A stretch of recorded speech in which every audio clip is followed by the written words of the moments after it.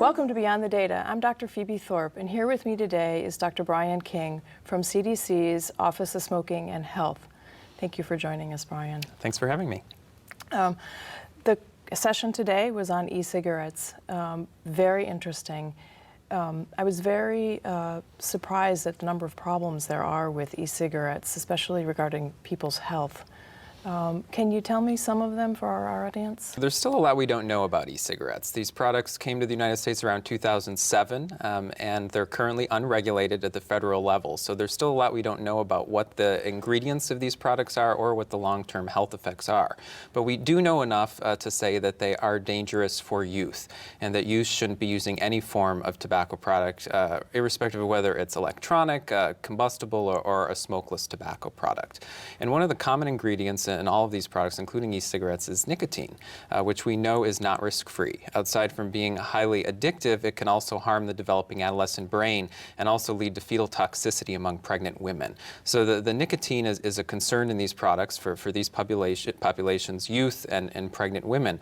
But there's also other ingredients that have been identified in e-cigarettes that could potentially be harmful to people, including ultrafine particulate matter, volatile organic compounds, and other potentially dangerous ingredients. And those, the ultrafine particulate matter, those are all in the aerosol, so it's not just water vapor that you're breathing in. Yes, that's really important to note that it's not harmless water vapor, and it's actually an aerosol that can contain harmful and potentially harmful ingredients. And since the products aren't regulated, it can vary from product to product.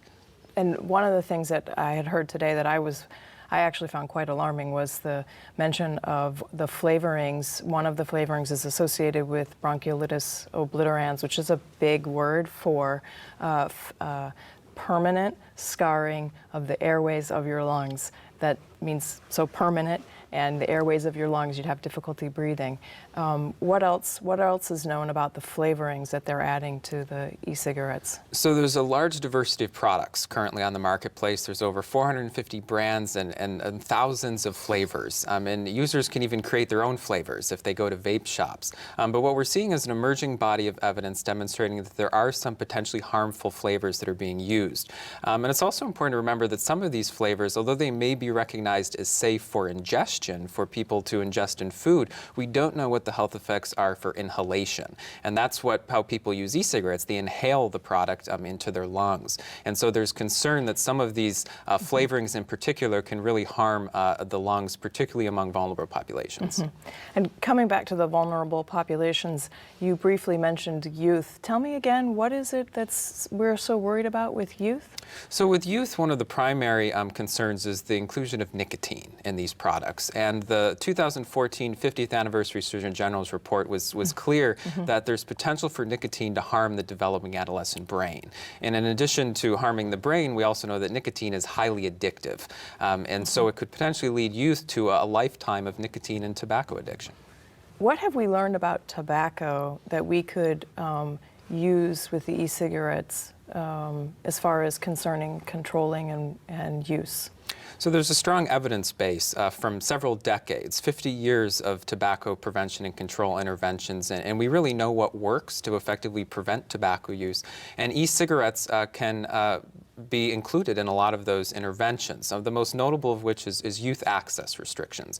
We know that it's dangerous for youth to use these products, and that interventions to restrict the sale and access can reduce youth use of these products. There's currently several states across the United States where it's still legal for youth to walk into a mall kiosk or a convenience store and legally purchase these products. And there's also widespread internet sales as well. So youth restrictions are really a key lever to prevent youth access. Another is including e-cigarettes in clean indoor air restrictions, where conventional cigarette smoking is otherwise prohibited. And this helps to maintain a clean indoor air standard so that we can prevent exposure of non-users, particularly kids and pregnant women, from exposure to the aerosol from these products. And those are both things that are regulated at the state level of the age that the nicotine and e-cigarettes would be available and the indoor air. Some of the other things that we mentioned today was just knowing yourself as a parent or as a clinician what the risks are so that you could speak to somebody about what what they might not know. What are some of the other things that could be done beyond the things that we've mentioned so far to make people more aware of the risks of e-cigarettes? So I think it comes down a lot to education, particularly parents and clinicians on the individual level can become educated about the potential harms of e-cigarettes among kids, because we know that most adult tobacco users begin before the age of 18. So if we can implement interventions to prevent them from starting before the age of 18, we could potentially prevent them from a lifetime of nicotine and tobacco use. And the same would go for e-cigarettes. And so at the individual level, education is really key, but we can't underscore enough the importance of population interventions, which we know work to effectively reduce tobacco use and help denormalize these products among youth and young adults across the broader population level. And do you have some examples of that? I was wondering, we had, at the end of the session, a great presentation about mass media and hard-hitting campaigns. Can you speak a little bit to that? Yeah, so we know that emotionally evocative, hard-hitting mass media campaigns are a very effective mechanism to educate people about the adverse health effects of tobacco use. CDC's Tips from Former Smokers is a prime example of a campaign that's been implemented since 2012 to educate people about the adverse health effects of smoking from former smokers themselves who have experienced adverse health effects.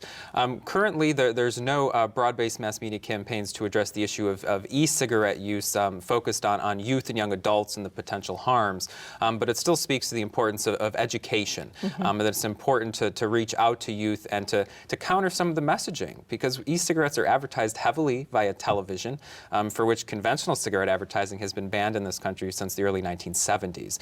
So there's definitely pro-marketing influences for e-cigarettes in multiple different media, and it's important to counter that message for youth and young adults so they understand the harms of using e-cigarettes and what that impact is in their long-term health. Yeah. So if somebody was interested in finding out more about e-cigarettes and tobacco, where would you tell them to go?